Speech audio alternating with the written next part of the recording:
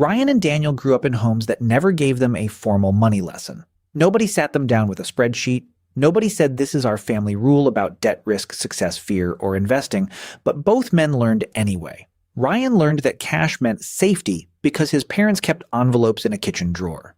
Daniel learned that looking successful mattered because every raise in his house became a nicer car. Years later, both men earn the same income live, in the same city, and want the same thing.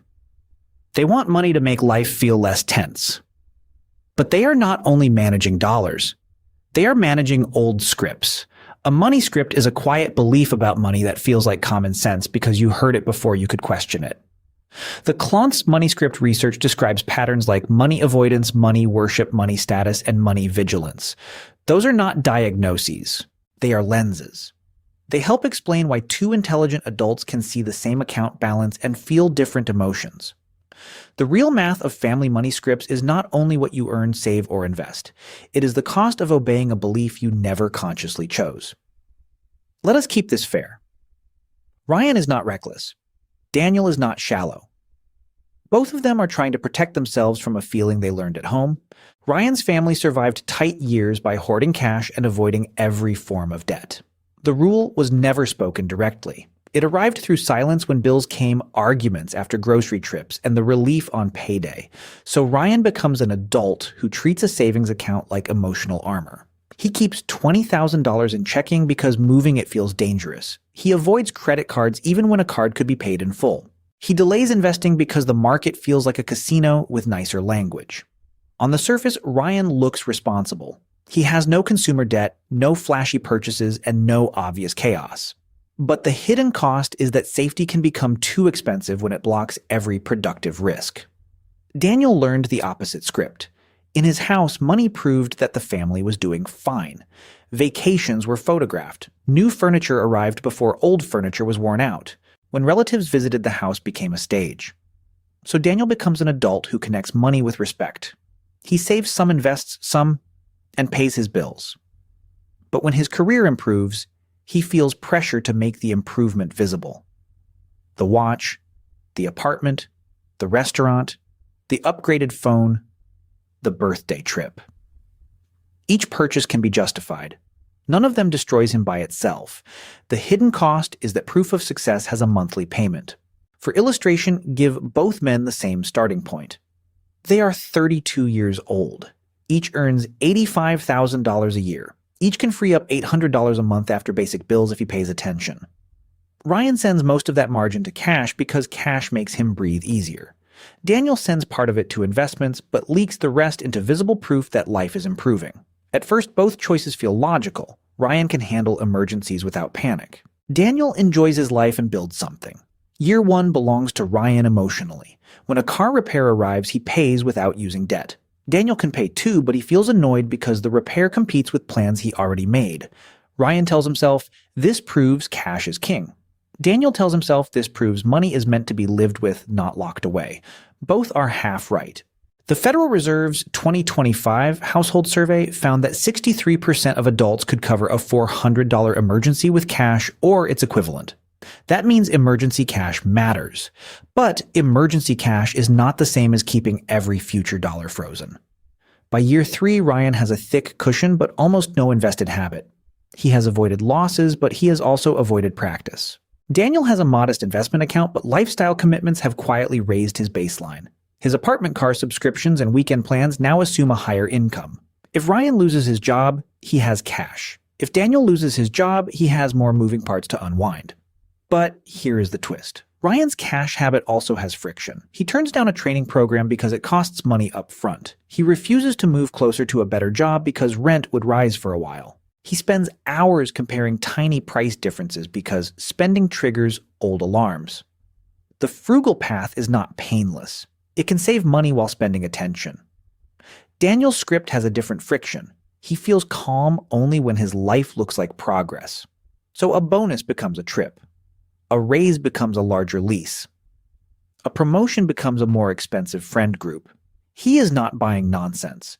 He is buying evidence that the family anxiety is gone. That evidence is expensive because it expires quickly. By year 5, the spreadsheet starts to show both scripts. Ryan has $45,000 in cash, which feels powerful. But if only a small portion had been invested consistently, his future options could already look different. Daniel has investments, but he also has fixed obligations that make his income feel smaller than it is. His money moves faster, yet less of it stays. This is where family scripts become hard to see. They do not feel like emotions. They feel like values. Ryan calls his pattern discipline. Daniel calls his pattern enjoying life. Both words can be true. The question is whether the word is hiding a cost. Now add the part families rarely teach. A money rule can work beautifully in the environment that created it and fail quietly in the environment you actually live in. Ryan's cash rule made sense for parents who had unstable hours, thin credit, and memories of being embarrassed by bills. For them, cash was not lazy. It was the difference between a problem and a crisis. But Ryan now has employer benefits, online accounts, access to low-cost diversified funds, and a career that rewards skill upgrades. His inherited rule protects him from one kind of danger while exposing him to another. It protects him from owing money. It exposes him to never using money as a tool. Daniel's visible success rule also had a reason. His parents wanted the family to look secure because looking secure changed how people treated them. A nice living room, clean car, and generous dinner could feel like proof that the hard years were over. But Daniel now lives in a world where proof can be purchased every month. The same signal that once meant stability can become a subscription to approval. That is the expensive part.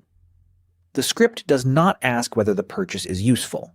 It asks whether the purchase quiets the old feeling. If the old feeling comes back next month, the math resets.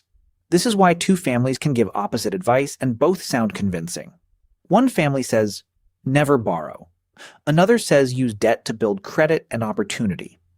One family says, never talk about money. Another family says, money is how you show love. One family praises sacrifice. Another family praises looking abundant. The adult job is not to pick the loudest ancestor. The adult job is to count what each rule protects, what it ignores, and what it costs when repeated. The Klontz framework matters because it gives names to beliefs that usually hide behind a personality. Money avoidance can sound humble. Money vigilance can sound responsible. Money worship can sound ambitious. Money status can sound like confidence. None of these patterns is automatically wrong. The problem starts when the pattern makes decisions before the adult in the room gets a vote. By year 10, Ryan has never made a catastrophic mistake. That is not nothing. He sleeps well when the economy looks uncertain. He can help family without borrowing, but he also missed years of learning how volatility feels. The first time he finally invests a meaningful amount, a normal market drop feels personal. His old script whispers that risk was always foolish. Daniel's year 10 problem is different. His portfolio exists, his income rose, but his lifestyle rose almost as fast. When he looks successful, people assume he is financially strong. Inside the math, his flexibility is thinner than it looks. One layoff medical bill or family obligation could force him to choose between image and liquidity. This is the moment where the two men finally look similar. Ryan is constrained by fear of letting money leave safety. Daniel is constrained by commitments that already claimed future income. One constraint looks conservative. The other looks confident. But both reduce choice. If Ryan wants to start a business, he hesitates because the first uncertain month feels irresponsible. If Daniel wants to take a lower stress job, he hesitates because the visible life has a fixed price. The spreadsheet can show balances, payments, and returns. It cannot automatically show the emotional permission each man has to change. That permission is part of wealth. It is not sentimental. It changes which options are available when life shifts. The hidden bill from a money script often appears as a door you cannot walk through. Ryan cannot walk through the door marked productive uncertainty. Daniel cannot walk through the door marked quiet enough. Neither door is free. Each one has a cost measured in years, not just dollars. The Federal Reserve Survey also reported that prices remained the most common financial concern among adults. That matters because family scripts get louder under pressure. When prices rise, Ryan wants to freeze. When prices rise, Daniel wants to prove he is fine. Neither reaction is purely logical. Both reactions are old protection strategies wearing adult clothes. Now, run the same lives to year 20. Ryan has built a large cash cushion and avoided debt stress. He also paid an opportunity cost for every year he treated investing as danger instead of a tool. Daniel has enjoyed more visible rewards and may have more invested than Ryan. He also paid a lifestyle cost for every year he needed spending to confirm identity. The surprising part is that the winner is not obvious from income. Two people can earn the same salary and live in different financial realities because $1 can carry two different emotional jobs. For Ryan, $1 says nothing bad can happen. For Daniel, $1 says nobody can look down on me. Those jobs are heavy, money can support them for a while, but it cannot heal them by itself. The real math is to separate protection from habit. An emergency fund protects you. Endless idle cash may protect an old fear. Enjoying life protects you from turning money into a prison. Endless upgrades may protect an old shame. The answer is not to become the opposite of your family. That is still letting the script choose. The better move is to test the belief with numbers, time, and stress. For example, Ryan does not need to throw his cash habit away. He can define a real emergency fund, name the months it covers, and move the extra margin into a boring automatic investing plan. The point is fencing fear so it stops owning the whole yard.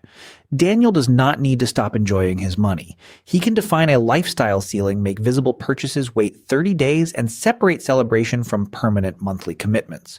The point is making enjoyment chosen, not performed. Small rules like these matter because scripts hate clarity. They prefer vague feelings. Cash feels good. Upgrades feel deserved. Debt feels evil. Investing feels risky. Generosity feels loving. None of those feelings is useless, but each one needs a number beside it. How many months of cash is enough? How much monthly payment is too much? How much risk can you hold without panic selling? How much giving can you do without becoming resentful? How much visible success can you buy before it starts managing you? If debt scares you, ask which debt is destructive and which tool is simply uncomfortable.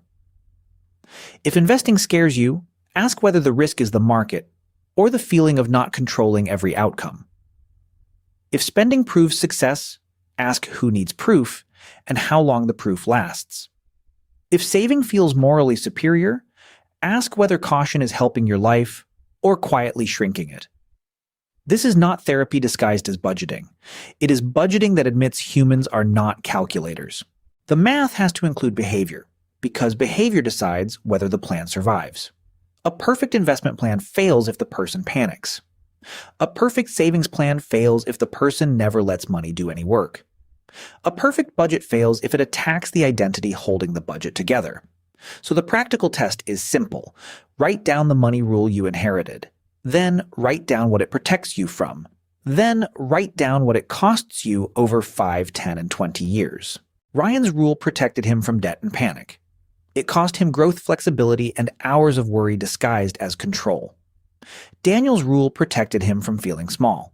It cost him cash flow, quiet confidence, and the ability to let success stay invisible. If I only criticized Ryan, I would miss the value of safety. If I only criticized Daniel, I would miss the value of living. The point is not to shame the script. The point is to stop letting it run the account by itself. Family money lessons are powerful because they arrive before language. You remember the silence after a bill. You remember the argument in the car. You remember the pride when a parent bought something everyone could see. You remember the relief when cash solved a problem. Those memories become math if you never examine them. They set your risk tolerance, your spending triggers, your debt, fear, your investing patience, and your idea of enough. So before asking whether you should save more, spend less, invest faster, or upgrade your life, ask a quieter question. Whose rule am I following right now?